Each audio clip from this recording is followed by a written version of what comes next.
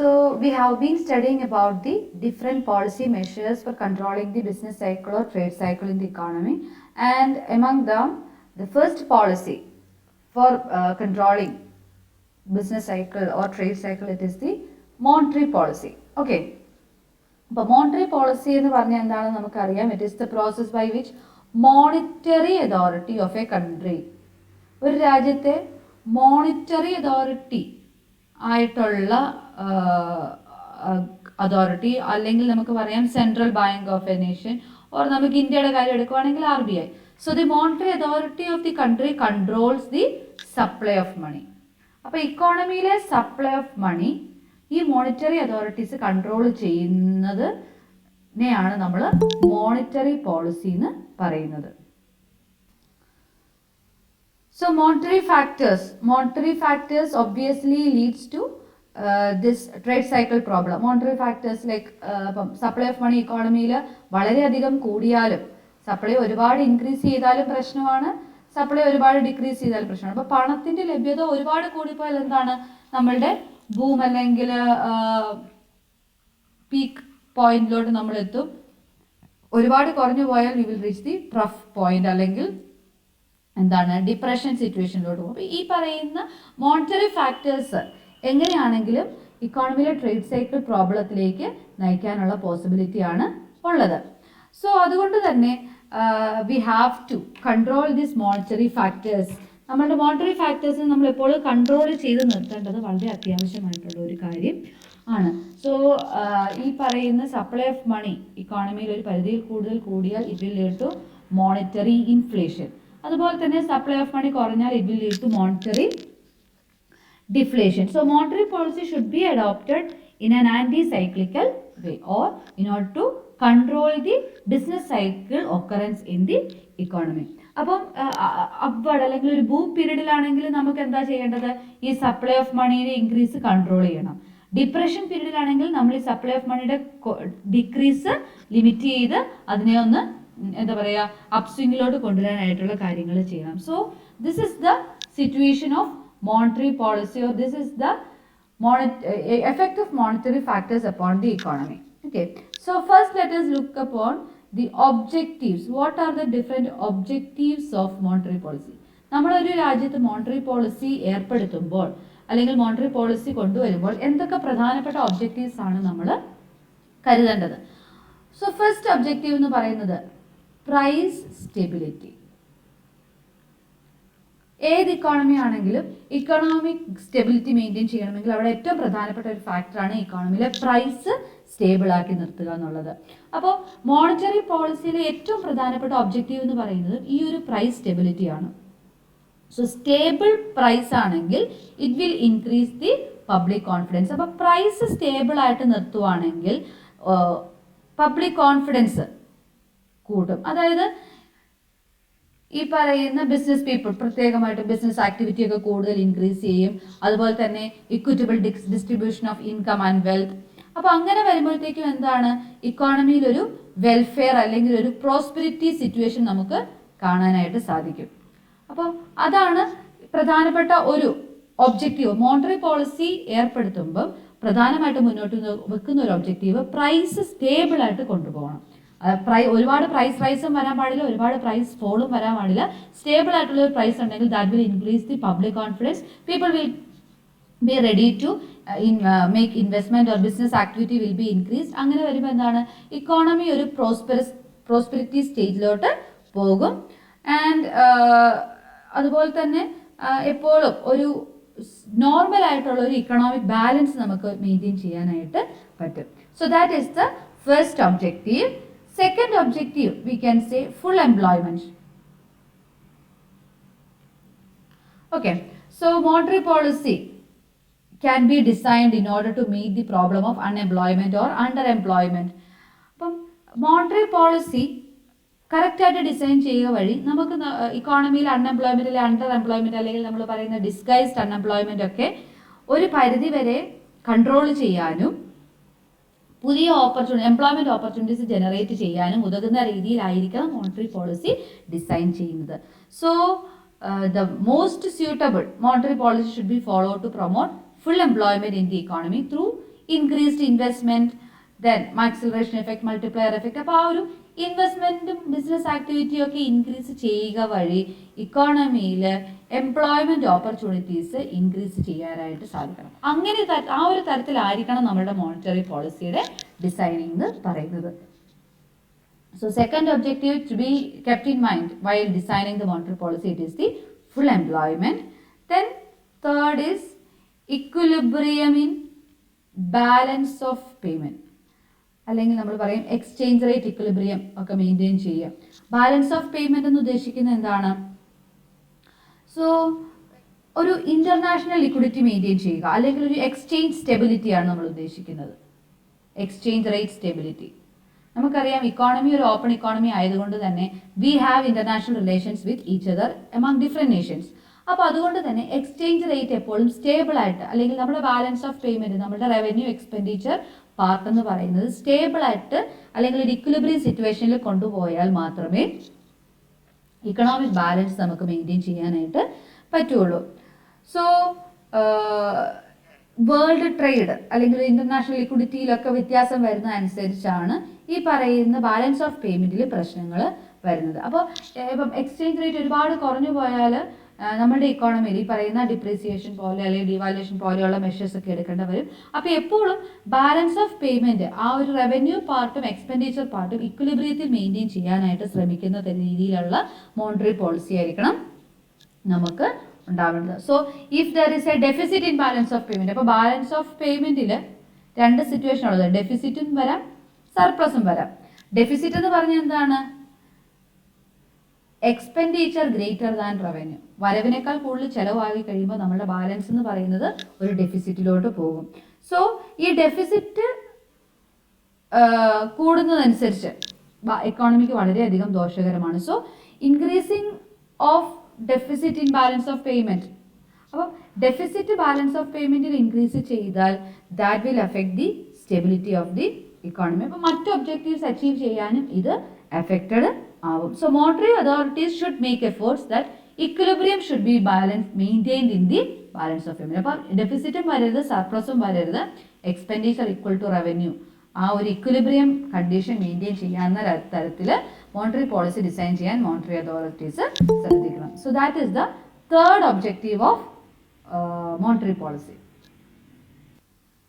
Now fourth objective, it is economic growth.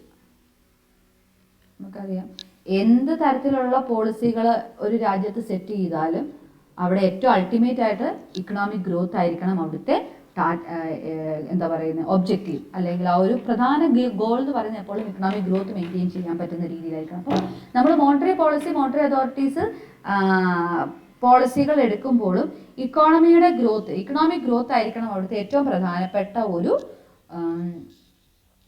Target എന്ന് പറയുന്നത്. So monetary policy promotes sustained and continuous economic growth by maintaining equilibrium between total demand for money and production capacity in the economy. അപ്പോൾ ഇക്കോണമിയിലെ demand for money, അതുപോലെ തന്നെ production capacity. Production capacity എന്ന് ഉദ്ദേശിക്കുന്നത് എന്താണ്? Supply of goods. അപ്പോൾ supply of കമ്മോഡിറ്റിയും demand for മണിയും തമ്മിലൊരു equilibrium maintain ചെയ്യാൻ പറ്റുന്ന രീതിയിൽ ഒരു ഫേവറബിൾ സേവിങ്, അല്ലെങ്കിൽ നമുക്ക് പറയാം investment, saving investment equality maintain ചെയ്യുന്ന തരത്തിൽ നമ്മൾ എന്താണ് ഇക്കണോമിക് ഗ്രോത്ത് ഉണ്ടാവുന്ന തരത്തിലുള്ള മോണിറ്ററി പോളിസി വേണം ഇനിഷ്യേറ്റ് ചെയ്യാനായിട്ട്. So for bringing equality between demand and supply, flexible monetary policy ആയിരിക്കണം നമ്മൾ എടുക്കേണ്ടത്. അതായത് എപ്പോഴും എന്താ പറയുക, ഇക്വിലിബ്രിയം മെയിൻറ്റെയിൻ ചെയ്യാൻ, ഇക്കണോമിക് ഗ്രോത്ത് മെയിൻറ്റെയിൻ ചെയ്യാൻ, അല്ലെങ്കിൽ ഇക്വിലിബ്രിയം മെയിൻറ്റെയിൻ ചെയ്യാൻ പറ്റുന്ന തരത്തിലുള്ള ഒരു ഫ്ലെക്സിബിലിറ്റി ഉള്ള തരത്തിൽ നമ്മൾ മോണിറ്ററി പോളിസി കൊണ്ടുവരണം. So these are some of the major objectives of monetary policy. Okay, അപ്പോൾ മോണിറ്ററി പോളിസിയുടെ ഒബ്ജക്റ്റീവ്സ് എന്ന് പറഞ്ഞാൽ നമുക്ക് പറയാം, ഒന്നെന്താണ്? Price stability. രണ്ട് നമ്മൾ പറഞ്ഞത് full employment. Then balance of payment equilibrium. And fourth objective is economic. ഈ 4 ഒബ്ജക്റ്റീവ്സിൻ്റെ ബേസിസിലായിരിക്കണം നമ്മളെപ്പോഴും മോണിറ്ററി പോളിസി ഡിസൈൻ ചെയ്യേണ്ടത്. അല്ലെങ്കിൽ മോണിറ്ററി അതോറിറ്റീസ് ഈ മോണിറ്ററി പോളിസി ഡിസൈൻ ചെയ്യുമ്പോൾ അല്ലെങ്കിൽ മോണിറ്ററി പോളിസി കൊണ്ടുവരുമ്പം ഈ പറഞ്ഞ ഒബ്ജക്റ്റീവ്സ് എല്ലാം സാറ്റിസ്ഫൈ ചെയ്തുകൊണ്ട് വേണം മോണിറ്ററി പോളിസി കൊണ്ടുവരാനായിട്ട്. Okay, so having discuss the objectives of monetary policy, let us go to the instruments. ഇതാണ് പ്രധാനപ്പെട്ട ഫാക്ടേഴ്സ് അല്ലെങ്കിൽ പ്രധാനപ്പെട്ട ഭാഗം എന്ന് പറയുന്നത് ഇൻസ്ട്രുമെന്റ്സ് ഓഫ് മോണിറ്ററി പോളിസി. എന്തൊക്കെ ഇൻസ്ട്രുമെന്റ്സ് ആണ് മോണിറ്ററി പോളിസി ഡിസൈൻ ചെയ്യാനായിട്ട് അതോറിറ്റീസ് ഉപയോഗിക്കുന്നത്, ഏതൊക്കെ മാർഗത്തിലൂടെയാണ് ഈ മോണിറ്ററി പോളിസി കൊണ്ടുവരുന്നത്. അപ്പോൾ പ്രധാനമായിട്ട് നമുക്കിതിനെ രണ്ടായിട്ട് തിരിക്കാം. ക്വാണ്ടിറ്റേറ്റീവ് ഇൻസ്ട്രുമെന്റ്സും ഉണ്ട്, ക്വാളിറ്റേറ്റീവ്. ഇങ്ങനെ രണ്ട് ഡിവിഷൻ ഇതിന് കൊടുക്കുന്നുണ്ട്, ക്വാളിറ്റേറ്റീവ് ആൻഡ് ക്വാണ്ടിറ്റേറ്റീവ് ഇൻസ്ട്രുമെന്റ്സ്. ഇതിനെ ഒന്നുകൂടെ പറയും selective credit control methods.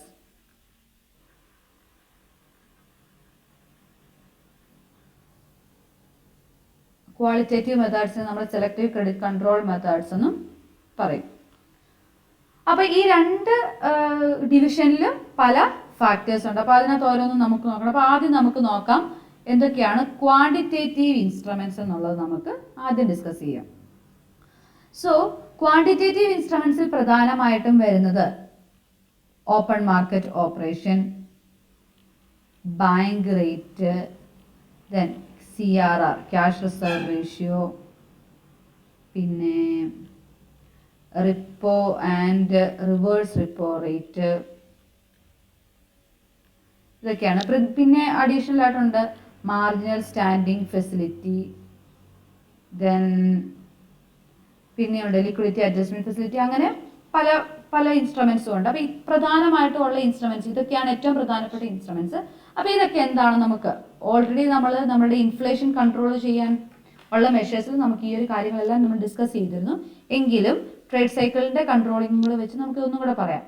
Okay, so quantitative credit control മെഷേഴ്സിൽ ഇൻസ്ട്രുമെന്റ്സ് ഓഫ് മോണിറ്ററി പോളിസിയിൽ ക്വാണ്ടിറ്റേറ്റീവ് ഇൻസ്ട്രുമെന്റ്സിൽ first let us discuss open market operations. നമ്മൾ OMO എന്ന് പറയും.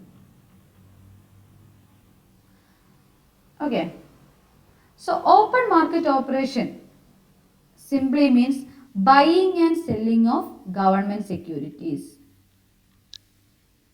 Selling of government securities in open market. ഇതിനെയാണ് നമ്മൾ government securities and other credit control instruments in open market by the central bank.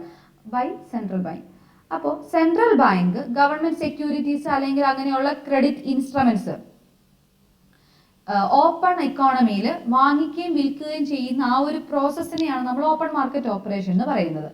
അപ്പോൾ ഇതാണ് ആ ഇൻസ്ട്രുമെന്റ്. ഇനി എങ്ങനെയാണ് നമ്മളുടെ ബിസിനസ് സൈക്കിൾ നമുക്കറിയാം.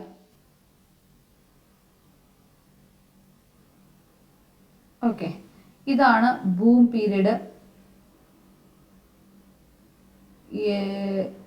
റിസഷൻ, ഡിപ്രഷൻ, റിക്കവറി, ഇങ്ങനെയാണ് ഇത് പോകുന്നത് അല്ലേ. അപ്പോൾ ഈ ഏറ്റവും ടോപ്പ് ബൂം പീരീഡ് വരുന്നു, ഏറ്റവും താഴെ ഡിപ്രഷൻ പീരീഡ് വരുന്നു. ബൂം പീരീഡ് എന്ന് പറഞ്ഞാൽ നമ്മൾ അതിനെ റെപ്രസെന്റ് ചെയ്യാം, ഹൈ ഇൻഫ്ലേഷൻ ആയിരിക്കും ഇവിടെ സംഭവിക്കുന്നത്. അതുപോലെ ഡിപ്രഷൻ പീരീഡിലോട്ട് വരുമ്പോൾ we can see there will be A high rate of deflation situation. Recession അല്ലെങ്കിൽ ഡിപ്രഷൻ എന്ന് പറഞ്ഞിട്ടുണ്ടെങ്കിൽ അവിടെ എന്താണ്, ഒരു ഡിഫ്ലേഷൻ പീരീഡ് ആയിരിക്കും നമുക്ക് സ്വാഭാവികമായിട്ടും ഇക്കോണമിയിൽ സംഭവിക്കുന്നത്. സോ ഈ ഒരു ഇൻഫ്ലേഷൻ അല്ലെങ്കിൽ ബൂം പീരീഡിൽ ഈ ഓപ്പൺ മാർക്കറ്റ് ഓപ്പറേഷൻ എന്നുള്ള ഇൻസ്ട്രുമെന്റ് ഗവൺമെന്റ് എങ്ങനെയാണ് ഉപയോഗിക്കുന്നത്? So during inflation RBI cell government securities in the open market. എന്തിനു വേണ്ടിയാ? സെല്ല് ചെയ്യുമ്പം RBI ഗവൺമെന്റ് സെക്യൂരിറ്റി സെല്ല് ചെയ്യുന്നു, അതുവഴി ഫണ്ട് RBIയുടെ കയ്യിലോട്ട്, എക്സസ് ആയിട്ടുള്ള ലിക്വിഡിറ്റി ഇക്കോണമിയിൽ നിന്ന് RBIയിലോട്ട് അല്ലെങ്കിൽ സെൻട്രൽ ബാങ്കിലോട്ട് അവർക്ക് തിരിച്ചു പിടിക്കാനായിട്ട് സാധിക്കും അല്ലേ. അതായത് സപ്ലൈ ഓഫ് മണി കുറയ്ക്കുക എന്നുള്ളതാണ് ഇൻഫ്ലേഷൻ അല്ലെങ്കിൽ ബൂം പീരീഡിലെ ടാർഗറ്റ്. അപ്പോൾ ഓപ്പൺ മാർക്കറ്റ് ഓപ്പറേഷൻ എന്നുള്ള ഇൻസ്ട്രുമെന്റിൽ buying and selling of government securities ആണ്. അപ്പോൾ ഇവിടെ ബൂം പീരീഡ് ആണെങ്കിൽ ഗവൺമെന്റ് മാക്സിമം സെയിൽ നടത്തും. അപ്പോൾ 1 ലക്ഷം രൂപയുടെ ഒരു സെക്യൂരിറ്റി മേടിക്കുവാണെങ്കിൽ ആൾക്കാർ നോക്കുമ്പോൾ 1 ലക്ഷം രൂപ അവർക്ക് നഷ്ടമൊന്നുമില്ല, അവർ ഗവൺമെന്റ് സെക്യൂരിറ്റി മേടിച്ചു. ഗവൺമെന്റിന് അല്ലെങ്കിൽ RBI നോക്കുമ്പോൾ എന്താണ്, 1,00,000 രൂപ എന്ന് പറയുന്ന അത്രയും സപ്ലൈ ഒരു ലിക്വിഡിറ്റി ഇക്കോണമിയിൽ നിന്ന് കുറയ്ക്കാനായിട്ട് സാധിക്കുന്നു. തിരിച്ച് ഡിപ്രഷൻ അല്ലെങ്കിൽ ഡിഫ്ലേഷൻ അല്ലെങ്കിൽ റിസഷൻ പീരീഡിലോട്ട് ഏറ്റവും ടഫ് പോയിന്റിലോട്ട് വരുമ്പോൾ എന്താണ്, RBI will buy the government securities. അപ്പോൾ നോക്കി, ഡിഫ്ലേഷൻ പീരീഡിൽ ഇക്കോണമിയുടെ അവസ്ഥ എന്താണ്, സപ്ലൈ ഓഫ് മണി ഒന്നുമില്ല, വളരെ ഡിപ്രസ്ഡ് ആയിട്ടുള്ള ഒരു അവസ്ഥയാണ്. അപ്പോൾ ഇക്കോണമിനെ മേളിലോട്ട് ഒന്ന് റിക്കവറിയിലോട്ട് കൊണ്ടുവരണം എന്നുണ്ടെങ്കിൽ ഇക്കോണമിയിൽ കൂടുതൽ പണം എത്തിക്കണം. അതിനുവേണ്ടി ഗവൺമെന്റ് എന്ത് ചെയ്യും, ഈ സെക്യൂരിറ്റീസ്, നേരത്തെ വിറ്റ സെക്യൂരിറ്റീസ് ഒക്കെ പതുക്കെ അല്ലെങ്കിൽ ആൾക്കാരുടെ കയ്യിൽ ഉള്ള ഗവൺമെന്റ് സെക്യൂരിറ്റീസ് അതുപോലുള്ള ക്രെഡിറ്റ് ഇൻസ്ട്രുമെന്റ്സ് ഒക്കെ RBI മേടിക്കാൻ തയ്യാറാകും.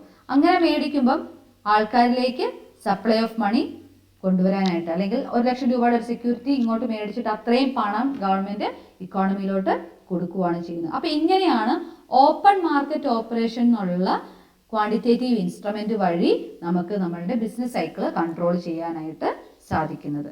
Okay, now the second instrument എന്താണ്, bank rate or it is also called discount rate എന്നും ഈ ബാങ്ക് റേറ്റിനെ പറയാറുണ്ട്. ഡിസ്കൗണ്ട് റേറ്റ് എന്ന് പറയുന്നത് എന്തുകൊണ്ടാണെന്ന് വെച്ചിട്ടുണ്ടെങ്കിൽ, ബാങ്ക് റേറ്റ് എന്ന് പറഞ്ഞാൽ എന്താണ്,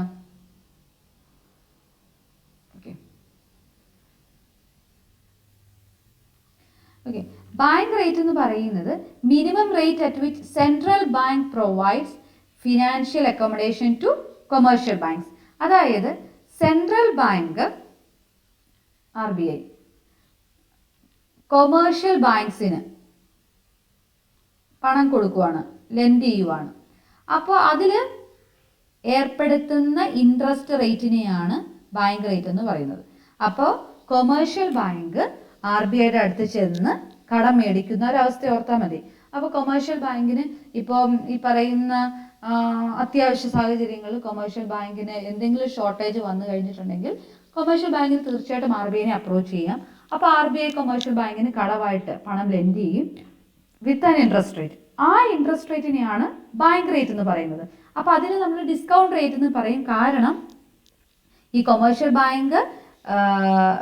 ബാങ്കിന്റെ എന്തെങ്കിലും സെക്യൂരിറ്റീസ് പോലെയുള്ള ക്രെഡിറ്റ് ഇൻസ്ട്രുമെന്റ് വെച്ചിട്ടാണ് ഈ പണം എടുക്കുന്നത്. അപ്പോൾ ആ വെക്കുന്ന ഇൻസ്ട്രുമെന്റിനെ ഡിസ്കൗണ്ട് ചെയ്തിട്ടുള്ള ഒരു എമൗണ്ട് ആയിരിക്കും കൊമേഴ്ഷ്യൽ ബാങ്കിന് കൊടുക്കുന്നത്. അപ്പോൾ അതുകൊണ്ടാണ് ഡിസ്കൗണ്ട് റേറ്റ്. അതായത് ബാങ്ക് റേറ്റ് എന്ന് പറയുന്നത് rate at which central bank rediscounts the bill of exchange of commercial banks എന്നാണ് അതിന് നമ്മൾ പറയുന്നത്. അതായത് കൊമേഴ്ഷ്യൽ ബാങ്കിന്റെ ബിൽ ഓഫ് എക്സ്ചേഞ്ച് ഓൾറെഡി പബ്ലിക്കിന്റെ കയ്യിൽ നിന്നും ഈ പറയുന്ന ബിൽ ഓഫ് എക്സ്ചേഞ്ച് കൊമേഴ്ഷ്യൽ ബാങ്കുകൾ മേടിച്ച് ആയിരിക്കും അവർ പലിശ ആൾക്കാർക്ക് പൈസ കൊടുക്കുന്നത്. അപ്പൊ ആ ബിൽ ഓഫ് എക്സ്ചേഞ്ച് വീണ്ടും സെൻട്രൽ ബാങ്കിലോട്ട് കൊണ്ടുവരുമ്പോൾ സെൻട്രൽ ബാങ്ക് അതിനെ ഒന്നും കൂടി റീഡിസ്കൗണ്ട് ചെയ്ത് പണം കൊടുക്കും. അതുകൊണ്ടാണ് അതിനെ ഡിസ്കൗണ്ട് റേറ്റ് എന്നും പറയുന്നത്. എനിവേ, ഇത്രേ ഉള്ളൂ ബാങ്ക് റേറ്റ് അല്ലെങ്കിൽ ഡിസ്കൗണ്ട് റേറ്റ് എന്ന് ഉദ്ദേശിക്കുന്നത്. RBI കൊമേഴ്ഷ്യൽ ബാങ്കുകൾക്ക് ലെൻഡ് ചെയ്യുന്ന പണത്തിന് മേൽ വെക്കുന്ന ഒരു പലിശ നിരക്ക്, അതിനെയാണ് ബാങ്ക് റേറ്റ് അല്ലെങ്കിൽ ഡിസ്കൗണ്ട് റേറ്റ് എന്ന് പറയുന്നത്. ഇനി നമുക്കറിയാം, ബൂം പീരീഡ് അല്ലെങ്കിൽ ഇൻഫ്ലേഷൻ സിറ്റുവേഷൻ ആണെങ്കിൽ ഈ ബാങ്ക് റേറ്റ് ഗവൺമെന്റ് എന്ത് ചെയ്യും, ഗവൺമെന്റ് ബാങ്ക് റേറ്റ് ഇൻക്രീസ് ചെയ്യും, അല്ലെങ്കിൽ RBI will hike the bank rate. എന്തുകൊണ്ടാണ് ബാങ്ക് റേറ്റ് ഇൻക്രീസ് ചെയ്ത് കഴിഞ്ഞാൽ കൊമേഴ്ഷ്യൽ ബാങ്കിന് ഈ ലെൻഡ് ചെയ്യുന്നത് ഭയങ്കര കോസ്റ്റ്ലി ആവും. കൊമേഴ്ഷ്യൽ ബാങ്ക് പണം കടമെടുക്കുകയാണെങ്കിൽ അതിന്റെ പലിശ നിരക്ക് വളരെ കൂടുതലാണ്. അപ്പോൾ കൊമേഴ്ഷ്യൽ ബാങ്കിനെ സംബന്ധിച്ച് വളരെ കോസ്റ്റ്ലി ആയിട്ടുള്ള ഒരു കാര്യമാണ് ഈ ലോൺ എടുക്കുക എന്ന് പറയുന്നത്. അപ്പൊ ബൂം അല്ലെങ്കിൽ ഇൻഫ്ലേഷൻ പീരീഡിൽ ഗവൺമെന്റ് എന്ത് ചെയ്യുന്നു വെച്ചിട്ടുണ്ടെങ്കിൽ അല്ലെങ്കിൽ RBI ബാങ്ക് റേറ്റ് ഇൻക്രീസ് ചെയ്യും. അപ്പോൾ കൊമേഴ്ഷ്യൽ ബാങ്ക്സിനെ സംബന്ധിച്ച് ഈ ഒരു പണം RBI പണം എടുക്കുന്നത് വളരെ കോസ്റ്റ്ലി ആയിട്ടുള്ള കാര്യമാണ്. അപ്പൊ അനാവശ്യമായിട്ട് അല്ലെങ്കിൽ അത്യാവശ്യം ഉണ്ടെങ്കിൽ മാത്രമേ കൊമേഴ്ഷ്യൽ ബാങ്ക് കടമെടുക്കുകയുള്ളൂ. അതുപോലെ തന്നെ ആ കൊമേഴ്ഷ്യൽ ബാങ്ക് എടുക്കുന്ന പണം കൊമേഴ്ഷ്യൽ ബാങ്ക് എന്ത് ചെയ്യും, കൊമേഴ്ഷ്യൽ ബാങ്ക് അവരുടെ റേറ്റ് ഓഫ് ഇൻട്രസ്റ്റ് ഇൻക്രീസ് ചെയ്യും. ഇപ്പം RBIയിൽ നിന്നും കൊമേഴ്ഷ്യൽ ബാങ്ക് കടമെടുക്കുന്നു. അപ്പോൾ അവിടെ RBI എന്ത് ചെയ്തു, ഇൻട്രസ്റ്റ് റേറ്റ് ഇൻക്രീസ് ചെയ്തു. അപ്പോൾ കൊമേഴ്ഷ്യൽ ബാങ്കിൽ നിന്നാണ് പബ്ലിക് സാധാ ആൾക്കാർ നമ്മൾ കടമായിട്ട് പണം ചെല്ലുന്ന അല്ലെങ്കിൽ ലോൺ എടുക്കാൻ പോകുമ്പോൾ നമ്മളുടെ മേലുള്ള ഇൻട്രസ്റ്റ് റേറ്റും ഇൻക്രീസ് ചെയ്യും. അപ്പോൾ അങ്ങനെ ചെയ്തു കഴിഞ്ഞാൽ ആവശ്യമില്ലാത്ത അല്ലെങ്കിൽ അത്യാവശ്യത്തിനല്ലാതെ ഉള്ള ഒരു സപ്ലൈ ഓഫ് മണി ഇക്കോണമിയിൽ കുറയാനായിട്ട് സാധ്യതയാണ്, അല്ലെങ്കിൽ ആൾക്കാർ ലോൺ എടുക്കുന്ന ആ ഒരു പ്രവണത കുറയും. അപ്പോൾ ഇൻഫ്ലേഷൻ അല്ലെങ്കിൽ ബൂം പീരീഡിൽ RBI കൺട്രോളിങ് മെഷറായിട്ട് എടുക്കുന്നത് ഈ ബാങ്ക് റേറ്റിനെ മാക്സിമം ഇൻക്രീസ് ചെയ്യുക. അപ്പോൾ ഈ ഒരു പ്രോസസ്സിന് പറയുന്ന പേരാണ് ഡിയർ മണി പോളിസി, അല്ലെങ്കിൽ പറയും ടൈറ്റ് മണി പോളിസി എന്ന് പറഞ്ഞ ഇത്രേ ഉള്ളൂ. Making money dearer to the people. അതായത് കൂടുതൽ കോസ്റ്റ്ലി ആകുമ്പോഴാണ് അത് കൂടുതൽ ഡിയറർ ആയിട്ട് വരുന്നത് അല്ലേ. കാരണം എന്താണ്, നമുക്ക് കിട്ടാൻ പാടാണ്, അല്ലെങ്കിൽ കൂടുതൽ കോസ്റ്റ്ലി ആയിട്ടുള്ള ഒരു കാര്യത്തോട് നമുക്ക് കൂടുതൽ താല്പര്യം. അപ്പോൾ പണം കിട്ടാനായിട്ട് ബുദ്ധിമുട്ട് വരുന്ന അല്ലെങ്കിൽ ടൈറ്റ് ആയിട്ടുള്ള ഒരു സിറ്റുവേഷൻ ആണെങ്കിൽ നമ്മൾ പറയും it is dear money policy or tight money policy. അപ്പോൾ RBI ഈ ബാങ്ക് റേറ്റ് ഇൻക്രീസ് ചെയ്യുക വഴി സപ്ലൈ ഓഫ് മണി കൺട്രോൾ ചെയ്യാനായിട്ട് നോക്കുമ്പോൾ ആ പോളിസിക്ക് നമ്മൾ പറയുന്ന മറ്റൊരു പേരാണ് ഡിയർ മണി പോളിസി. തിരിച്ച് ഒരു ഡിപ്രഷൻ സിറ്റുവേഷൻ ആണ്, ഡിപ്രഷൻ അല്ലെങ്കിൽ നമ്മൾ പറയാ ഡിഫ്ലേഷൻ അല്ലെങ്കിൽ റിസഷൻ സിറ്റുവേഷൻ ആണെങ്കിൽ നമ്മളുടെ അല്ലെങ്കിൽ RBI അല്ലെങ്കിൽ അതോറിറ്റീസ് നോക്കുന്നത് എന്താണ്, supply of money maximum increase ചെയ്യണം, എന്നാൽ മാത്രമേ നമുക്ക് ഇക്കോണമിനെ തിരിച്ച് ഉയർത്തിക്കൊണ്ട് വരാനായിട്ട് സാധിക്കുകയുള്ളൂ. അങ്ങനെയാണെങ്കിൽ RBI എന്ത് ചെയ്യും, ബാങ്ക് റേറ്റ് കുറയ്ക്കും. അപ്പോൾ കൂടുതൽ കൊമേഴ്ഷ്യൽ ബാങ്കിന് ലെൻഡ് ചെയ്യും, ഇൻട്രസ്റ്റ് റേറ്റ് കുറവായിരിക്കും, സ്വാഭാവികമായിട്ടും നമ്മുടെ പബ്ലിക്കിലോട്ടുള്ള ഇൻട്രസ്റ്റ് റേറ്റും കുറയും. ആൾക്കാർ കൂടുതൽ പണമെടുക്കുകയും കൂടുതൽ ഇൻവെസ്റ്റ്മെൻറ്റ് അല്ലെങ്കിൽ ബിസിനസ് കാര്യങ്ങൾക്ക് വേണ്ടിയിട്ട് ആൾക്കാർ ഇക്കോണമിയിലോട്ട് സപ്ലൈ ഓഫ് മണി അതുവഴി കൂടുതൽ കൊണ്ടുവരാനായിട്ട് സാധിക്കും. അപ്പോൾ നമ്മൾ അതിന് പറയുന്നതാണ് ചീപ്പ് മണി പോളിസി. കാരണം എന്താണ്, പണം കൂടുതൽ ചീപ്പറായി, cheap money policy or cheap monetary policy എന്ന് നമ്മൾ പറയും. ഇതാണ് സെക്കൻഡ് ഇൻസ്ട്രുമെൻ്റായ ബാങ്ക് റേറ്റ് എന്ന ഇൻസ്ട്രുമെൻ്റ് ഉപയോഗിച്ച് നമ്മൾ ബിസിനസ് സൈക്കിൾ അല്ലെങ്കിൽ ട്രേഡ് സൈക്കിൾ കൺട്രോൾ ചെയ്യുന്നത്. Then third one is cash reserve ratio, CRR, cash reserve ratio. Cash reserve ratio എന്നതുകൊണ്ട് ഉദ്ദേശിക്കുന്നത് എല്ലാ കൊമേഴ്ഷ്യൽ ബാങ്കുകളും ഒരു ബൈ ലോ നിയമപരമായിട്ട് തന്നെ ഒരു നിശ്ചിത എമൗണ്ട്, ഒരു നിശ്ചിത പെർസെൻറ്റേജ് ഓഫ് ഡെപ്പോസിറ്റ് സെൻട്രൽ ബാങ്കിൽ റിസർവായിട്ട് വെക്കണം എന്നുണ്ട്. സോ പെർസെൻറ്റേജ് ഓഫ് ഡെപ്പോസിറ്റ് എവിടെ വെക്കണം, RBI അല്ലെങ്കിൽ സെൻട്രൽ ബാങ്കിൽ കീപ്പ് ചെയ്യണം. ആ റേഷ്യോനെയാണ് ക്യാഷ് റിസർവ് റേഷ്യോ എന്ന് പറയുന്നത്. അതായത് കൊമേഴ്ഷ്യൽ ബാങ്ക് അവരുടെ ടോട്ടൽ ഡെപ്പോസിറ്റിൻ്റെ ഇപ്പം ചിലപ്പോൾ 4% അല്ലെങ്കിൽ 3%, അങ്ങനെ ഒരു നിശ്ചിത ശതമാനം ഡെപ്പോസിറ്റിൻ്റെത് സെൻട്രൽ ബാങ്കിൽ റിസർവായിട്ട് കീപ്പ് ചെയ്യണം. ആ റിസർവായിട്ട് കീപ്പ് ചെയ്യേണ്ട എമൗണ്ട്, ആ റേഷ്യോനെയാണ് നമ്മൾ ക്യാഷ് റിസർവ് റേഷ്യോ എന്ന് പറയുന്നത്. ഇനി ഇൻഫ്ലേഷൻ അല്ലെങ്കിൽ ബൂം പീരീഡ് ഇൻഫ്ലേഷൻ സിറ്റുവേഷൻ ആണെങ്കിൽ ഈ ഒരു ക്യാഷ് റിസർവ് റേഷ്യോ എന്ന് പറയുന്നത് RBI ഇൻക്രീസ് ചെയ്യും. അപ്പോൾ എന്താണ്, നേരത്തെ ഇപ്പം ഇക്കോണമിയിൽ 3% CRR, അന്നേരമാണ് ഭയങ്കര ബൂം സിറ്റുവേഷനിലോട്ട് പോവുകയാണ്, സപ്ലൈ ഓഫ് മണി കൺട്രോൾ ചെയ്യേണ്ട അവസ്ഥയിലോട്ട് വരുന്നു. അപ്പോൾ RBI എന്ത് ചെയ്യും, ഈ 3 എന്നുള്ളത് 4% ഇൻക്രീസ് ചെയ്യും. അപ്പോൾ 100ൽ 97% ലോണായിട്ട് കൊമേഴ്ഷ്യൽ ബാങ്ക് നേരത്തെ കൊടുത്തോണ്ടിരുന്നെങ്കിൽ ഇപ്പോൾ 96% ഡെപ്പോസിറ്റുകളെ അവർക്ക് ലോണായിട്ട് കൊടുക്കാൻ പറ്റുള്ളൂ. എന്ന് പറഞ്ഞാൽ CRR കൂട്ടിക്കഴിഞ്ഞാൽ റിസർവ് ബാങ്കിൽ നിർബന്ധമായിട്ടും ടോട്ടൽ ഡെപ്പോസിറ്റിൻ്റെ 4% കീപ്പ് ചെയ്യണം. മിച്ചമുള്ള എമൗണ്ടേ സപ്ലൈ ഓഫ് മണി ആയിട്ട് ഇക്കോണമിയിലോട്ട് പോവുകയുള്ളൂ. അപ്പം ഇൻഫ്ലേഷനൊക്കെ വരുമ്പോൾ അതനുസരിച്ച് ആവശ്യമനുസരിച്ച് ക്യാഷ് റിസർവ് റേഷ്യോ ഇൻക്രീസ് ചെയ്യാം. തിരിച്ച് ഡിപ്രഷൻ സിറ്റുവേഷൻ ആണെങ്കിലോ, പ്രധാന ഒബ്ജക്റ്റീവ് എന്ന് പറഞ്ഞാൽ പണം ഇക്കോണമിയിലോട്ട് എത്തിക്കുക എന്നുള്ളതാണ്. അപ്പോൾ CRR മാക്സിമം കുറയ്ക്കും. നേരത്തെ 3 അല്ലെങ്കിൽ 4% എന്നുള്ളത് 2% ആക്കും. അപ്പോൾ 98% സെൻട്രൽ ബാങ്കിന് അല്ലെങ്കിൽ കൊമേഴ്ഷ്യൽ ബാങ്കിന് ഇക്കോണമിയിലോട്ട് ലോണായിട്ടൊക്കെ പ്രൊവൈഡ് ചെയ്യാനായിട്ട് സാധിക്കും. അപ്പോൾ കൂടുതൽ സപ്ലൈ ഓഫ് മണി ഇക്കോണമിയിലോട്ട് വരും. അതനുസരിച്ച് നമുക്ക് ഡിപ്രഷൻ സിറ്റുവേഷനിൽ നിന്നും ഇക്കോണമീനെ റിക്കവറിയിലോട്ട് കൊണ്ടുവരാനായിട്ട് സാധിക്കും. അപ്പോൾ അതാണ് തേർഡ് ഇൻസ്ട്രുമെൻ്റ് എന്ന് പറയുന്നത് ക്യാഷ് റിസർവ് റേഷ്യോ. ഇനി മറ്റൊരു പ്രധാനപ്പെട്ട ഇൻസ്ട്രുമെൻ്റാണ് ലിക്വിഡിറ്റി അഡ്ജസ്റ്റ്മെൻറ്റ് ഫെസിലിറ്റി, അല്ലെങ്കിൽ നമ്മൾ ലിക്വിഡിറ്റി അഡ്ജസ്റ്റ്മെൻറ്റ് ഫെസിലിറ്റി. ഇതൊക്കെ പുതിയ പുതിയ ഇൻസ്ട്രുമെൻറ്റ്സ് ആണ്. ഒരു 2000 കാലഘട്ടത്തിലാണ് ഈ ഒരു LAF ലിക്വിഡിറ്റി അഡ്ജസ്റ്റ്മെൻറ്റ് ഫെസിലിറ്റി എന്ന് പറയുന്ന ഇൻസ്ട്രുമെൻ്റ് ഒക്കെ ഇൻട്രൊഡ്യൂസ് ചെയ്തത്.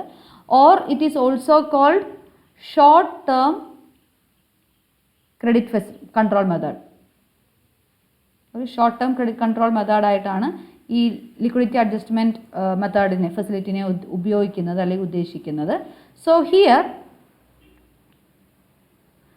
ലിക്വിഡിറ്റി അഡ്ജസ്റ്റ്മെൻറ്റ് ഫെസിലിറ്റി പ്രധാനമായിട്ടും 2 മെത്തേഡ്സ് ആണുള്ളത്. ഒന്ന് repo rate, 2 reverse repo rate. So, liquidity adjustment facility or short-term credit control method includes the techniques like repo rate and reverse repo rate. Repo rate means the rate at which central bank lends to commercial bank.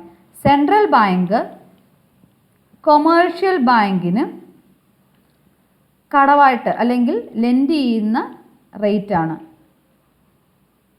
Repo rate എന്ന് പറയുന്നത്. അപ്പോൾ നമുക്കൊരു സംശയം വരാം, നമ്മൾ നേരത്തെ bank rate പറഞ്ഞായിരുന്നു അല്ലേ? ബാങ്ക് റേറ്റും എന്താണ്? കൊമേഴ്ഷ്യൽ ബാങ്കിന് സെൻട്രൽ ബാങ്ക് ലെൻഡ് ചെയ്യുന്ന റേറ്റിനെയാണ് ബാങ്ക് റേറ്റ് എന്ന് പറയുന്നത്.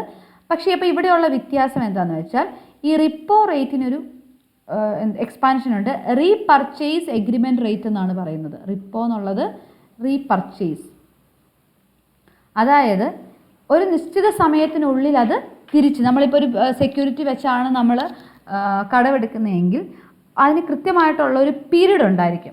ആ ഒരു പീരീഡ് ഓഫ് ടൈം കഴിയുമ്പോൾ we have to repurchase it.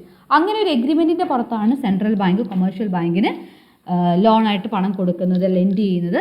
അപ്പോൾ ആ ഒരു റേറ്റ് ഓഫ് പർച്ചേസിനെ അല്ലെങ്കിൽ ആ ലെൻഡിങ് റേറ്റിനെയാണ് റിപ്പോ റേറ്റ് എന്ന് പറയുന്നത്. ഓക്കെ, ഇനി റിവേഴ്സ് റിപ്പോ റേറ്റ് എന്ന് പറഞ്ഞാൽ എന്താണ്? ഇതിൻ്റെ നേരെ ഓപ്പോസിറ്റ് ആണ്. അതായത് ചില സാഹചര്യങ്ങളിൽ കൊമേഴ്ഷ്യൽ ബാങ്കുകൾ സെൻട്രൽ ബാങ്കിന് ലെൻഡ് ചെയ്യും പൈസ. അതിൻ്റെ റേറ്റ് ഓഫ് ഇൻട്രസ്റ്റിനെയാണ് റിവേഴ്സ് റിപ്പോ റേറ്റ് എന്ന് പറയുന്നത്. That is rate offered by central bank when commercial bank park their excess liquidity in the central bank. അതായത് കൊമേഴ്ഷ്യൽ ബാങ്കിൽ എക്സസ് ആയിട്ട് പണം ഉള്ള ഒരവസ്ഥയിൽ അവരുടെ എക്സസ് എമൗണ്ട് സെൻട്രൽ ബാങ്കിൽ വേണമെങ്കിൽ അവർക്ക് കൊണ്ടുപോയി ലെൻഡ് ചെയ്യാം, അല്ലെങ്കിൽ അവർക്ക് കൊണ്ടുപോയി വെക്കാം. അന്നേരം നല്ലൊരു റേറ്റ് ഓഫ് ഇൻട്രസ്റ്റ് ഈ കൊമേഴ്ഷ്യൽ ബാങ്കുകൾക്ക് കിട്ടും.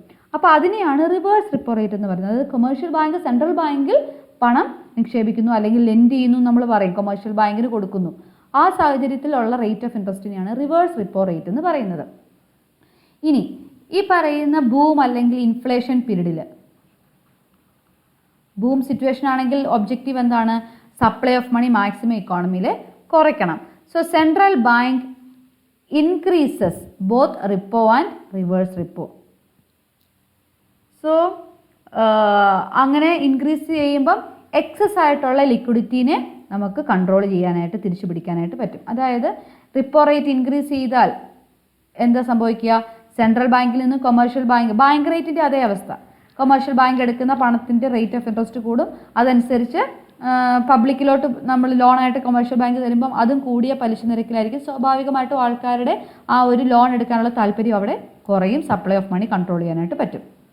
ഇനി റിവേഴ്സ് റിപ്പോ റേറ്റ് ഇൻക്രീസ് ചെയ്താലും കൊമേഴ്ഷ്യൽ ബാങ്ക് എന്ത് ചെയ്യും? കൂടുതൽ ഈ റിവേഴ്സ് റിപ്പോ റേറ്റ് കൂട്ടിക്കഴിഞ്ഞിട്ടുണ്ടെങ്കിൽ കൊമേഴ്ഷ്യൽ ബാങ്കിന് സെൻട്രൽ ബാങ്കിൽ അവരുടെ പണം കൊണ്ടുപോയി നിക്ഷേപിക്കാൻ താല്പര്യം കൂടും. അപ്പോൾ സെൻട്രൽ ബാങ്കിൽ കൊണ്ടുപോയി പണം നിക്ഷേപിക്കും കൊമേഴ്ഷ്യൽ ബാങ്ക്. അതനുസരിച്ച് സപ്ലൈ ഓഫ് ഇക്കോണമിയിലോട്ടുള്ള സപ്ലൈ കുറയുമല്ലോ. അപ്പോൾ സപ്ലൈ ഓഫ് മണി ഇക്കോണമിയിൽ അങ്ങനെ കൺട്രോൾ ചെയ്യാനായിട്ട് സാധിക്കും. അപ്പം ബൂം പീരീഡിൽ റിപ്പോ റേറ്റും റിവേഴ്സ് റിപ്പോ റേറ്റും മോണിറ്ററി അതോറിറ്റീസ് ഇൻക്രീസ് ചെയ്യും. ഇനി റിസഷൻ അല്ലെങ്കിൽ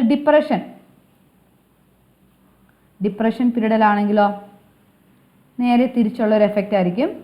റിപ്പോ റേറ്റും റിവേഴ്സ് റിപ്പോ റേറ്റും കുറയ്ക്കും. സപ്ലൈ ഓഫ് മണി, ആൾക്കാരുടെ കയ്യിലേക്ക് കൂടുതൽ പണം എത്തിക്കുക എന്നുള്ളതായിരിക്കും അവിടുത്തെ പ്രധാനപ്പെട്ട ഉദ്ദേശം. Okay, and the next quantitative credit control മെത്തേഡിൽ അവസാനത്തേത് മാർജിനൽ സ്റ്റാൻഡിംഗ് ഫെസിലിറ്റി, MSF എന്ന് പറയും. ഓക്കെ, മാർജിനൽ സ്റ്റാൻഡിംഗ് ഫെസിലിറ്റി എന്നതുകൊണ്ട് ഉദ്ദേശിക്കുന്നത് rate at which commercial banks can borrow from RBI.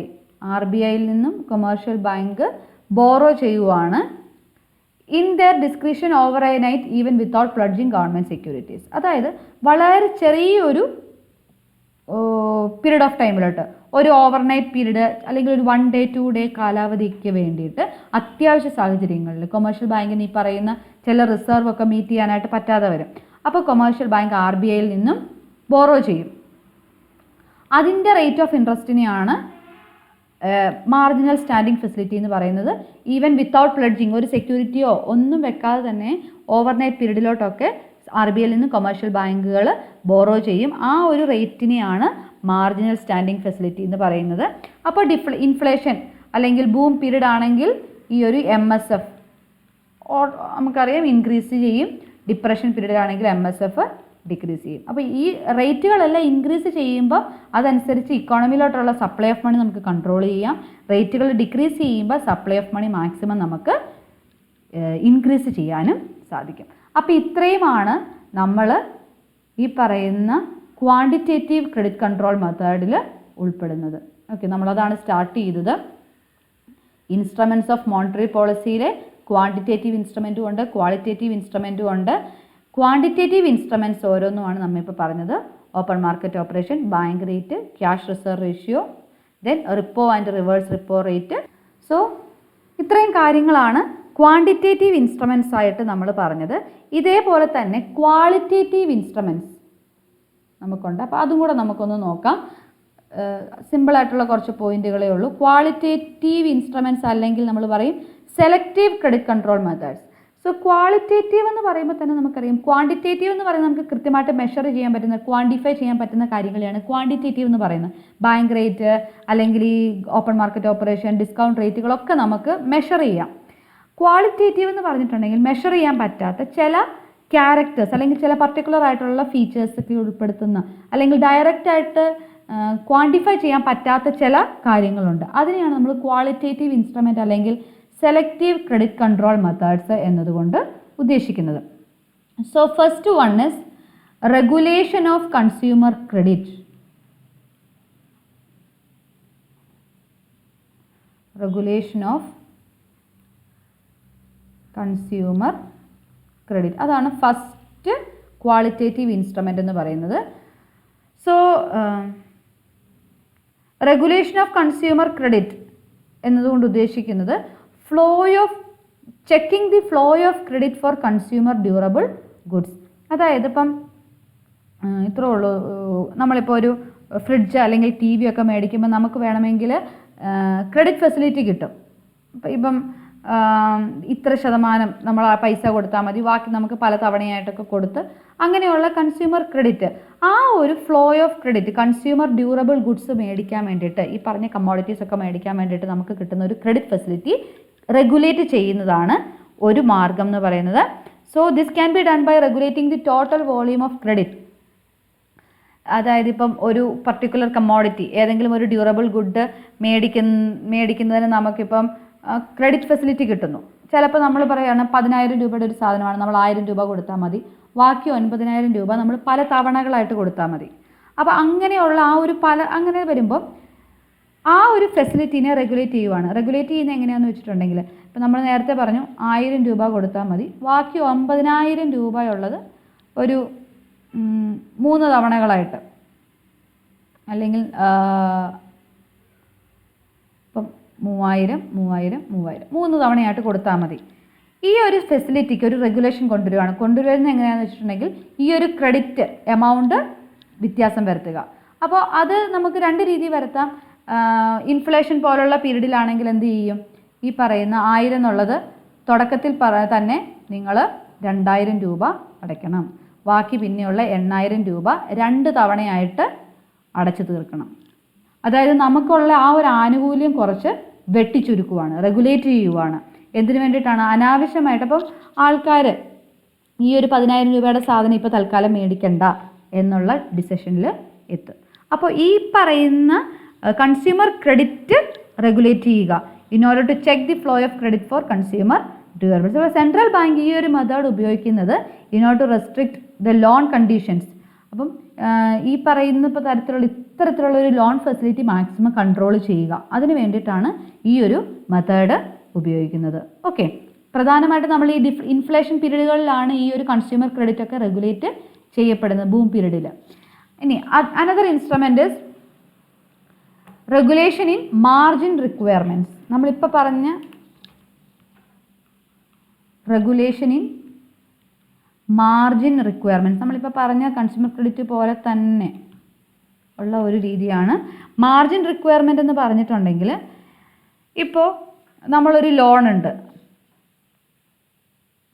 Okay, margin requirement means difference between current value, ഒരു security, നമ്മൾ എന്തെങ്കിലും ഒരു സെക്യൂരിറ്റി നമ്മൾ വെക്കുവാണ്, ലോൺ എടുക്കാൻ വേണ്ടിയിട്ട് ഒരു സെക്യൂരിറ്റി നമ്മൾ വെക്കുമ്പോൾ അതിനൊരു കറണ്ട് വാല്യൂ ഉണ്ട്, ലോൺ വാല്യൂ ഉണ്ട്, നമുക്ക് കിട്ടുന്ന ലോൺ ഗ്രാൻഡഡ് വാല്യൂ ഉണ്ട്. ഇത് തമ്മിലുള്ള ഡിഫറൻസ് ആണ് മാർജിൻ എന്ന് പറയുന്നത്. ഇത് തമ്മിലുള്ള ഡിഫറൻസ്. അപ്പോൾ കറണ്ട് വാല്യൂ നമ്മളിപ്പോൾ പറയുകയാണ് 10 ലക്ഷം രൂപയാണ്. നമുക്ക് ലോണിന് നമ്മൾ അപ്ലൈ ചെയ്യുമ്പോൾ ലോൺ വാല്യൂ എന്ന് പറഞ്ഞൊരു എമൗണ്ട് ബാങ്ക് നോക്കും, അന്നേരം പറയുന്നു ഇതൊരു 8 ലക്ഷം രൂപ. അപ്പോൾ ഈ ഒരു ഡിഫറൻസ് എത്രയാണ്? 2 ലാക്ക് എന്ന് പറയുന്നതാണ് ഇവിടുത്തെ മാർജിൻ. ഈ ഒരു മാർജിൻ റിക്വയർമെൻറ്റിൽ റെഗുലേഷൻ കൊണ്ടുവരുന്നതിനെയാണ് റെഗുലേഷൻ ഇൻ മാർജിൻ റിക്വയർമെൻറ്റ് എന്ന് പറയുന്നത്. So this is a qualitative control adopted by central bank to stabilise the economy from inflation or deflation situation. അപ്പോൾ ഇൻഫ്ലേഷൻ സിറ്റുവേഷൻ ആണെങ്കിൽ മാർജിൻ റിക്വയർമെൻറ്റ് ഇൻക്രീസ് ചെയ്യും. എന്തുകൊണ്ടാണ്? Demand for loans should be decreased. അപ്പോൾ inflation ആണെങ്കിൽ ഇവർ ചെയ്യുന്നത്. Okay, ഈ ഒരു സിറ്റുവേഷനാണ് ഉള്ളത്. ഇൻഫ്ലേഷൻ വന്നു കഴിഞ്ഞാൽ ഈ മാർജിൻ അങ്ങ് ഇൻക്രീസ് ചെയ്യും. ഇത് 10 ലാക്ക്, ഈ ലോൺ വാല്യൂ എന്നുള്ളതൊരു 7 ലാക്ക്. അപ്പോൾ എന്താണ്? മാർജിൻ 3 ലക്ഷം രൂപയുടെ മാർജിനാണ് അവിടെ വന്നത്. സോ അപ്പം ലോൺ എടുക്കുന്ന ആൾ നോക്കുമ്പം ഭയങ്കരമായിട്ടുള്ള ഒരു കുറവ് വരുന്നുണ്ട്. അങ്ങനെയാണെങ്കിൽ ഇച്ചിരി കഴിഞ്ഞിട്ട് ലോൺ എടുക്കാമെന്ന് വിചാരിക്കും. അല്ലെങ്കിൽ അത്യാവശ്യം, അല്ലെങ്കിൽ ഈ ഒരു അവസ്ഥ, അല്ലെങ്കിൽ ഈ ഒരു ആവശ്യം അങ്ങ് മാറ്റി വെക്കും. അപ്പോൾ മാർജിൻ ഇൻക്രീസ് ചെയ്യുക, മാർജിൻ കൂട്ടിക്കഴിഞ്ഞിട്ടുണ്ടെങ്കിൽ ആ ഒരു ഡിമാൻഡ് ഫോർ ലോൺ ഒരു പരിധി വരെ കുറയ്ക്കാനായിട്ട് സാധിക്കും. ഇതെന്ത് സിറ്റുവേഷനിലാണ്? ബൂം അല്ലെങ്കിൽ ഇൻഫ്ലേഷൻ സിറ്റുവേഷനിലാണ്, ഇക്കോണമിയിലെ സപ്ലൈ ഓഫ് മണി കൺട്രോൾ ചെയ്യേണ്ട ഒരു അവസ്ഥയിൽ. ഇനി ഡിപ്രഷൻ സിറ്റുവേഷൻ ആണെങ്കിൽ ഇക്കോണമിയിൽ എങ്ങനെയെങ്കിലും സപ്ലൈ ഓഫ് മണി ഇൻക്രീസ് ചെയ്യണം. അപ്പം നേരത്തെ 10 ലക്ഷം രൂപയ്ക്ക് ഇവർ 9 ലക്ഷം രൂപ ലോൺ ഗ്രാൻറ്റ് ചെയ്യും. അപ്പോൾ ആ 1 ലാക്കേ ഉള്ളൂ ഡിഫറൻസ്. അപ്പോൾ ആൾക്കാർ കൂടുതൽ ലോൺ എടുക്കും. അതായത് മാർജിൻ കുറച്ചു എന്ന് അറിഞ്ഞിട്ടുണ്ടെങ്കിൽ കൂടുതൽ ലോണ് എടുക്കാനുള്ള ആ ഒരു ഡിമാൻഡ് ഇൻക്രീസ് ചെയ്യും. അപ്പം കൂടുതൽ ലോൺ എടുക്കുന്നതനുസരിച്ച് ഇക്കോണമിയിലോട്ട് കൂടുതൽ പണം എത്തിക്കാനായിട്ട് സാധിക്കും. So this is the another qualitative instrument, that is regulation in margin requirements. Then third is rationing of credit. Rationing of credit. Okay, ration എന്ന് പറഞ്ഞാൽ നമുക്കറിയാം വെട്ടിച്ചുരുക്കുന്ന ആ ഒരു അവസ്ഥയാണ് റേഷനിങ് എന്ന് പറയുന്നത്. So credit rationing means central banks seeks to limit the maximum amount of loan and advances. അതായത് നമുക്ക് ക്രെഡിറ്റ് ക്രിയേഷൻ, ബാങ്കിൽ നിന്നുള്ള ബാങ്ക് ക്രെഡിറ്റ് അത് മാക്സിമം റെഗുലേറ്റ് ചെയ്യുക, റേഷനൈസ് ചെയ്യുക, കുറയ്ക്കുക. അതായത് ഇപ്പം ലോണൊക്കെ കൊടുക്കുമ്പോൾ അവർ ചില സീലിംഗ് വെക്കും. ഈ ഒരു പർട്ടിക്കുലർ ലെവൽ ശതമാനത്തിൽ കൂടുതൽ ലോൺ കൊടുക്കാൻ പാടില്ല, അല്ലെങ്കിൽ ഈ മാക്സിമം ലോണിൻ്റെ എമൗണ്ട് ഇത്ര മാത്രമേ പാടുള്ളൂ. അങ്ങനെ ഒരു റേഷനിങ് വെക്കും in order to decrease the supply of money. ഈ ഒരു ക്രെഡിറ്റ് എക്സ്പാൻഷൻ കുറയ്ക്കുക, ഇക്കോണമിയിലോട്ടുള്ളൊരു ക്രെഡിറ്റ് റേഷൻ ചെയ്യുക, ഇക്കോണമിയിലോട്ടുള്ള സപ്ലൈ ഓഫ് മണി വെട്ടിച്ചുരുക്കുന്നതിൻ്റെ ഭാഗമായിട്ട് ഒന്നെങ്കിൽ അതിനെ ലിമിറ്റ് ചെയ്യും, അല്ലെങ്കിൽ പറയും ഒരു സീലിംഗ് ഫിക്സ് ചെയ്യും. ആ ഒരു സീലിംഗ് ലെവലിൽ കൂടുതലായിട്ട് ലോൺ എമൗണ്ട് കൊടുക്കാനായിട്ട് പറ്റുകയില്ല. അങ്ങനെയൊക്കെ വരുമ്പോൾ നമുക്ക് ഈ ഒരു സപ്ലൈ ഓഫ് മണീനെ കൺട്രോൾ ചെയ്യാനായിട്ട് അല്ലെങ്കിൽ കുറയ്ക്കാനായിട്ട് സാധിക്കും. ഇനി ഡിഫ്ലേഷൻ സിറ്റുവേഷനിലാണെങ്കിലോ ഈ ഒരു സീലിംഗ് ഒക്കെ മാക്സിമം ലിബറലാക്കി വിടും, ആൾക്കാരിലേക്ക് കൂടുതൽ പണം എത്തിക്കുക എന്ന ഉദ്ദേശത്തോടു കൂടി. അപ്പോൾ അതാണ് rationing of credit. Then another instrument is direct action. ഇതൊക്കെ ഒരു ക്വാളിറ്റേറ്റീവ് മെത്തേഡാണ്. ഡയറക്റ്റ് ആക്ഷൻ എന്നതുകൊണ്ട് ഉദ്ദേശിക്കുന്നത് സെൻട്രൽ ബാങ്ക് ഓരോ പീരീഡിലും ഒരുപാട് ഡയറക്ഷൻസ്, ഒരുപാട് റെസ്ട്രിക്റ്റീവ് മെഷേഴ്സ് ഒക്കെ ഇഷ്യൂ ചെയ്യും to the commercial banks in order to follow a particular policy. അപ്പോൾ സെൻട്രൽ ബാങ്ക് ഈ ഒരു മോണിറ്ററി പോളിസി കീപ്പപ്പ് ചെയ്യാൻ വേണ്ടിയിട്ട് പലതരത്തിലുള്ള റെഗുലേഷൻസും പലതരത്തിലുള്ള ഓർഡിനൻസുകൾ, പലതരത്തിലുള്ള നിർദ്ദേശങ്ങൾ കൊമേഴ്ഷ്യൽ ബാങ്കിന് കൊടുക്കും. ആ നിർദ്ദേശങ്ങളും റെഗുലേഷൻസും എന്താ പറയുന്നത് നിയമങ്ങളും എല്ലാം കൃത്യമായിട്ട് പാലിച്ചില്ലെങ്കിൽ central bank have the authority to take direct action upon the commercial banks. അപ്പോൾ കൊമേഴ്ഷ്യൽ ബാങ്കിന് മേൽ സെൻട്രൽ ബാങ്കിന് ഡയറക്റ്റ് ആക്ഷൻ എടുക്കാനുള്ള പ്രൊവിഷൻ ഉണ്ട്. അപ്പോൾ അതുകൊണ്ട് തന്നെ കൊമേഴ്ഷ്യൽ ബാങ്ക് എപ്പോഴും ഈ നമ്മൾ മുൻപ് പറഞ്ഞ CRR അല്ലെങ്കിൽ ബാങ്ക് റേറ്റ് ഇങ്ങനെയുള്ള കാര്യങ്ങളിലെല്ലാം കൊമേഴ്ഷ്യൽ ബാങ്ക് കൃത്യമായിട്ട് സെൻട്രൽ ബാങ്കിൻ്റെ റെഗുലേഷൻ ഫോളോ ചെയ്യണം. അതുപോലെ എൻഫോഴ്സ് ചെയ്യണം. ഇമ്മീഡിയറ്റ് എൻഫോഴ്സ് ചെയ്യേണ്ട തരത്തിലുള്ള കാര്യങ്ങൾ ഇഷ്യൂ ചെയ്യുന്നുണ്ടെങ്കിൽ അത് കൃത്യമായിട്ട് പാലിക്കണം. Otherwise central bank will take direct action upon the commercial banks. അതൊക്കെ എന്തിനാണെന്ന് വെച്ചിട്ടുണ്ടെങ്കിൽ കൊമേഴ്ഷ്യൽ ബാങ്ക് കൃത്യമായിട്ടും എന്താ പറയുക നിയമപരമായിട്ടും കറക്റ്റായിട്ട് എല്ലാ കാര്യങ്ങളും ഫോളോ ചെയ്യാൻ വേണ്ടിയിട്ട് ആണ്. Then fifth method is moral സുവേഷൻ. Moral suasion എന്ന് പറയുന്നത് കൊണ്ട് ഉദ്ദേശിക്കുന്നത് ഒരു ഫ്രണ്ട്ലി പ്രഷറൈസേഷനാണ്. സോ സെൻട്രൽ ബാങ്ക് പലപ്പോഴും ഒരു ഇൻഫോർമലായിട്ട് ഒരു ഫ്രണ്ട്ലി മെത്തേഡിൽ ഒരു റിക്വസ്റ്റ് എന്ന രീതിയിൽ കൊമേഴ്ഷ്യൽ ബാങ്കിന് പല അഡ്വൈസസും കൊടുക്കും. ഇങ്ങനെയൊക്കെ ചെയ്യണം, നിങ്ങൾ ഇങ്ങനെയൊക്കെ ചെയ്താലേ നമുക്ക് ഈ ഒരു ഇക്കണോമിക് ഗ്രോത്ത് മെയിൻറ്റെയിൻ ചെയ്യാൻ പറ്റുള്ളൂ, അല്ലെങ്കിൽ മോണിറ്ററി പോളിസി അല്ലെങ്കിൽ trade cycle economic balance maintain ചെയ്യാൻ പറ്റുള്ളൂ എന്നൊക്കെയുള്ള രീതിയിലുള്ള പല അഡ്വൈസസും കൊടുക്കും. സോ സെൻട്രൽ ബാങ്ക് അങ്ങനെ ഒരു അഡ്വൈസ് അല്ലെങ്കിൽ അങ്ങനെ ഒരു ഫ്രണ്ട്ലി പ്രഷറൈസേഷനാണ് അത് സമ്മതിക്കാതിരിക്കാൻ അല്ലെങ്കിൽ അത് ഫോളോ ചെയ്യാതിരിക്കാനായിട്ട് കൊമേഴ്ഷ്യൽ ബാങ്കുകൾക്ക് സാധിക്കില്ല. അപ്പോൾ കൊമേഴ്ഷ്യൽ ബാങ്ക് ലോൺ ഫെസിലിറ്റി കൊടുക്കുമ്പോഴും അല്ലെങ്കിൽ കൊമേഴ്ഷ്യൽ ബാങ്കിൻ്റെ ലോൺ പോളിസികളിലെല്ലാം ഈ പറയുന്ന സെൻട്രൽ ബാങ്കിൻ്റെ ഇൻഫ്ലുവൻസ് ഭയങ്കരമായിട്ട് ഉണ്ടാവും in the form of informal or friendly pressurisation. അതിനെ പറയും job on control or slaps on the wrist method എന്നൊക്കെ പറഞ്ഞ് പല പേര് പറയും. അതായത് നമുക്ക് ഒരു തരത്തിലും ഉപേക്ഷിക്കാനായിട്ട് പറ്റത്തില്ലാത്ത ഒരു രീതിയിൽ സെൻട്രൽ ബാങ്ക് കൊമേഴ്ഷ്യൽ ബാങ്കിൻ്റെ ലോൺ പോളിസികളിലൊക്കെ ഇടപെടും അല്ലെങ്കിൽ അവരെ പ്രഷറൈസ് ചെയ്യും. ആ ഒരു മാർഗത്തിനാണ് മോറൽ സുവേഷൻ എന്ന് പറയുന്നത്. Then the last one is publicity. Okay, publicity എന്നതുകൊണ്ട് ഉദ്ദേശിക്കുന്നത് സെൻട്രൽ ബാങ്ക് റെഗുലറായിട്ട് ബാങ്ക് സ്റ്റേറ്റ്മെൻറ്റുകൾ നമ്മുടെ അസറ്റ് ആൻഡ് ലയബിലിറ്റി സ്റ്റേറ്റ്മെൻറ്റുകൾ പബ്ലിഷ് ചെയ്യും. അപ്പോൾ കൊമേഴ്ഷ്യൽ ബാങ്കുകളുടെ asset liability statement central bank കൃത്യമായിട്ട് പബ്ലിഷ് ചെയ്യും in order to get information for the public സാധാരണ ജനങ്ങൾക്ക് ഈ പറയുന്ന കൊമേഴ്ഷ്യൽ ബാങ്കിൻ്റെ പ്രവർത്തനങ്ങളെക്കുറിച്ചുള്ള കൃത്യമായ ഒരു ബോധ്യമുണ്ടാവാൻ വേണ്ടിയിട്ട് സെൻട്രൽ ബാങ്ക് കൊമേഴ്ഷ്യൽ ബാങ്കുകളുടെ സ്റ്റേറ്റ്മെൻറ്റ് അസറ്റ് ലയബിലിറ്റി സ്റ്റേറ്റ്മെൻറ്റ് കൃത്യമായിട്ട് പബ്ലിഷ് ചെയ്യും.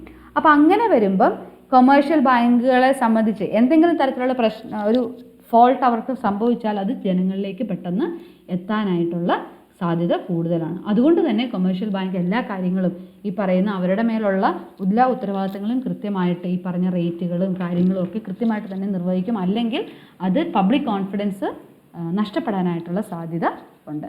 അപ്പോൾ ഇത്രയുമാണ് ക്വാളിറ്റേറ്റീവ് അല്ലെങ്കിൽ സെലക്റ്റീവ് ക്രെഡിറ്റ് കൺട്രോൾ മെത്തേഡ്സ് എന്ന് പറയുന്നത്. അപ്പോൾ നമ്മൾ ഇന്ന് പഠിച്ച ഇത്രയുമാണ് നമ്മളുടെ കോൺട്രാസൈക്ലിക്കൽ policy measures in order to control the trade cycle.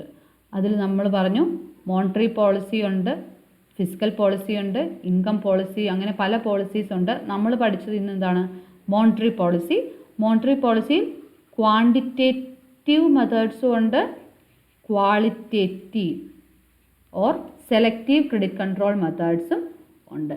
അപ്പോൾ ക്വാണ്ടിറ്റേറ്റീവ് മെത്തേഡ്സിൽ നമ്മൾ പറഞ്ഞു എന്തൊക്കെ കാര്യങ്ങൾ നമ്മൾ പറഞ്ഞു, that is open market operation പറഞ്ഞു, ബാങ്ക് റേറ്റ് പറഞ്ഞു, CRR പറഞ്ഞു, repo and reverse repo rate പറഞ്ഞു, ദെൻ മാർജിനൽ സ്റ്റാൻഡിംഗ് ഫെസിലിറ്റി. ഇത്രയും ക്വാണ്ടിറ്റേറ്റീവ് മെത്തേഡ്സ് നമ്മൾ ഡിസ്കസ് ചെയ്തു. ക്വാളിറ്റേറ്റീവ് മെത്തേഡ്സിൽ കൺസ്യൂമർ ക്രെഡിറ്റ് റേഷനിങ് പറഞ്ഞു, ദെൻ മാർജിൻ റിക്വയർമെൻറ്റ്സ് റെഗുലേറ്റ് ചെയ്യുന്നത് പറഞ്ഞു, ദെൻ ക്രെഡിറ്റ് റേഷനിങ് പറഞ്ഞു, പിന്നെ എന്താണ് നമ്മൾ പറഞ്ഞത് ഡയറക്റ്റ് ആക്ഷൻ പറഞ്ഞു, moral suasion, publicity. Okay, so these are the different instruments of credit control methods of monetary policy. Okay, so in the next class we will discuss the fiscal policy. അതുപോലെ തന്നെ നമ്മൾ monetary policyയുടെ ഒബ്ജക്റ്റീവ്സും discuss ചെയ്തു അല്ലേ. So നാളെ നമുക്ക് നോക്കാനുള്ളത് physical പോളിസിയുടെ ഒബ്ജക്റ്റീവും ഇതുപോലെ തന്നെ ഫിസിക്കൽ പോളിസിയുടെ ഇൻസ്ട്രുമെൻസുമാണ്.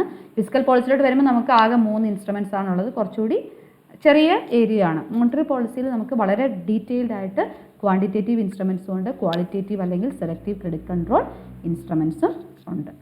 ഓക്കെ.